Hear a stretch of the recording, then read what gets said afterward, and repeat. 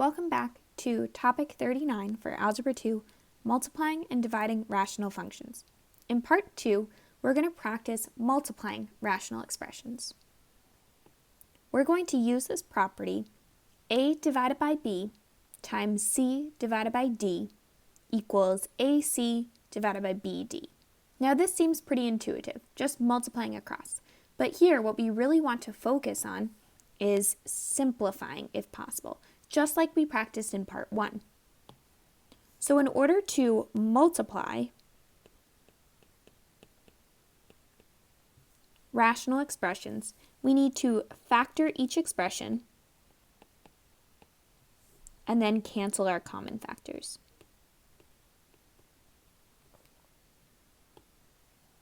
Moving to our first example, we have 2xy divided by z times 3x squared divided by 4yz. So what I'm going to do here first is group together our common variables, common factors, things such as that. So I have my 3 here, but I know that that's not divisible into 4, so I'm going to put it out front so I don't forget about it. Then I'm going to group all of my other terms together. So I'm left with 2 times x. Now, in the example, it's given 2 times x to the first, y to the first. Because remember, if we don't see an exponent, there's automatically a 1 there. And then times x squared. So if I add my exponents, because I have the same base of x with that variable, I get 2x to the third. And then times y. In my denominator, I'm going to have 4y times z squared. And that's because I have z to the first here and z to the first here. Now I can reduce. So notice how I have a 2 in the numerator and a 4 in the denominator. Well, 2 goes into 4 2 times. My y's, I have a y in the numerator and a y in the denominator, so those will cancel. And for my x variable and my z variable, I don't have any others in either the numerator or the denominator, so they cannot reduce any further. So I'm going to be left with 3x cubed divided by 2z squared. And remember, with my restrictions, I still have to mention those. So where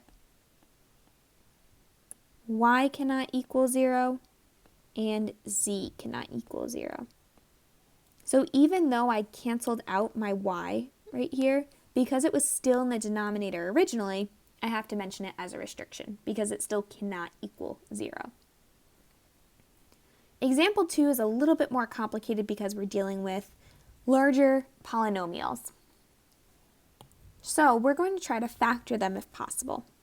We have 5x divided by x plus 3 times x squared plus x minus 6 divided by x squared plus 2x plus 1 times x squared plus x divided by 5x minus 10. So in the numerator, I'm going to still write this across because if we were multiplying, we would get one huge polynomial. So the first fraction, I would have 5x. Now in my second polynomial here, I have x squared plus x minus 6. So I can factor that to be x plus 3 and x minus 2. And my third fraction, I have x squared plus x, so I can just factor out an x here. And I'm left with x plus 1. Now in the denominator, I have x plus 3 and x squared plus 2x plus 1 factors to this is actually x plus 1 squared. But because it's squared, I'm actually just going to write it out however many times because it's going to be easier for me to keep track of everything when I'm canceling later on. So I have x plus 1 times x plus 1. And then my denominator for the third fraction is 5x minus 10. I can factor out a 5 here and get x minus 2. So I'm going to start right at the top with my numerator. I have a 5. Well, I have a 5 in the numerator and also in the denominator. Moving on, I have an x. Do I have any just plain old x's in the denominator? I do not. So that's going to stick around. X plus 3. I have an x plus 3 in my numerator and an x plus 3 in my denominator. Then I have x minus 2. I have an x minus 2 in the numerator and an x minus 2 in the denominator. And then last but not least, I have an x plus 1 in the numerator and an x plus 1 in the denominator. Now notice here, even though I have 2 in the denominator, I can only cross if there's a direct corresponding ratio. So I have 1 in the numerator, that cancels out just 1 in the denominator. So if I calculate everything together, well, I have an x here and an x here. So x times x gets me x squared. And that's all I have in my numerator. In my denominator, all I'm left with is x plus 1. So I have x squared divided by x plus 1. Now don't forget your restrictions. So where? Because we have all of these values that we canceled out. So we have to acknowledge them. So x can't equal -1, -3, and +2. Moving on to my third and final example here. Here we have x plus 2 divided by x to the 4th minus 16. So right off the bat, I'm going to notice here we can have a difference of squares.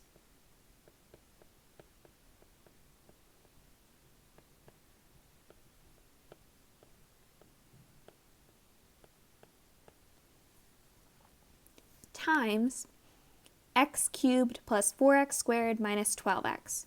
Now this is all over 1. So when we multiply across, really the only denominator that we have to deal with is our x to the 4th minus 16. But we can still factor to see if we can reduce anything. So we'll start off with our x plus 2. Now our second fraction, we have x cubed plus 4x squared minus 12x. Well, we can take out an x, since that's a common factor they all share.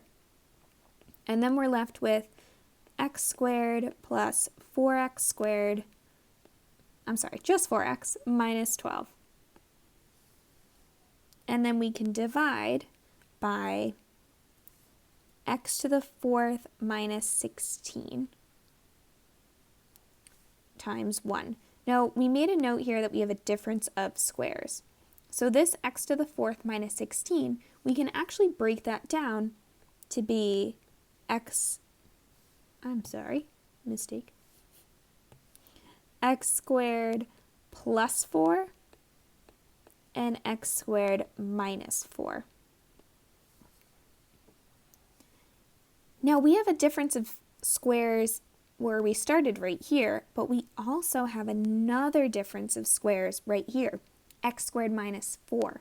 So this can even be further broken down to give us, in our denominator, x squared plus 4 times x plus 2, x minus 2. In our numerator, we can rewrite, we have our x times x plus 2. Remember, we can change the order of it because multiplication is commutative. We can flip it. My value of x squared plus 4x minus 12, we can factor that because we want to think of two numbers that multiply together to get -12 but add to get +4. So we have x plus 6 and x minus 2.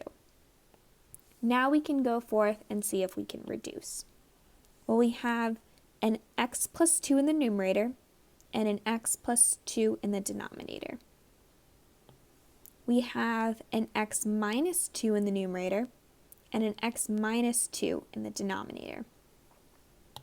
So what we're left with is x times x plus 6 divided by x squared plus 4. So in keeping in mind our restrictions, we know that where x cannot equal positive 2 or negative 2. Now, some people might think, wait, but what about this value right here? If we set this equal to 0, we have x squared plus 4 equals 0, or x squared equals negative 4. If we take the square root of both sides, we get x equals I times the square root of 4 plus or minus, which we can rewrite as x equals plus or minus 2i. Notice here how we're dealing with imaginary numbers, but our domain only relates to real numbers. So we don't need to worry about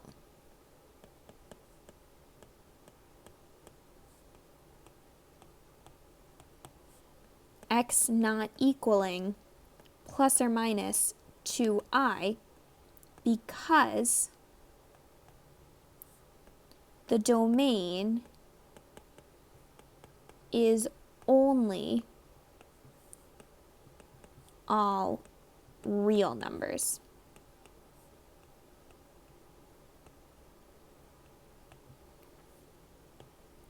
So technically, what we did over here, we can completely disregard. We only need to focus on where x can't equal positive 2 or negative 2. And that is part 2 of the video. Thank you for watching.